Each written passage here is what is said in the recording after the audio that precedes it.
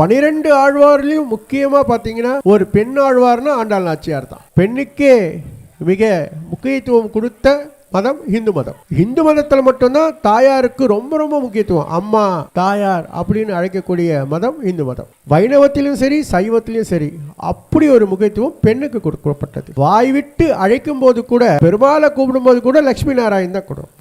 சக்தி சிவம் அப்படின்வாங்க, சிவசக்தின்றது சக்தி சிவம்னுவாங்க. அப்படியாப்பட்ட பெண்ணுக்கே முக்கியத்துவம் கொடுத்த நம்ம இந்து மதத்தில் 12 ஆழ்வார்களையும் மிகவும் சிறப்பான ஒரு இடத்தை பிடித்த ஆழ்வார்னா ஆண்டாள் நாச்சியார் தான். வைராக்கியம்னா என்ன, ஒரு பெண் எப்படி இருக்க வேண்டும், அவள் எப்படி வாழ வேண்டும், நினைத்ததை எப்படி சாதிக்க வேண்டும் என்று வாழ்ந்து காட்டியவள் தான் ஆண்டாள் நாச்சியார். அப்படியாப்பட்ட ஆண்டாள் நாச்சியார் உடையவர் கோட்டையிலே இந்த மாதம் முழுமையும் திருப்பாவை உற்சவம் நடைபெற்று காலையில் 6 மணிக்கெல்லாம் குழந்தைங்க வந்து திருப்பாவை சேவித்து அந்த வைபவம் தினமும் நடந்துட்டு இருந்தது. அதனுடைய இறுதி கட்டமாக நோன்பு, பாவை நோன்பு முடியும் கட்டமாக இன்றைய தினம் இந்த திருக்கல்யாண வைபவம்.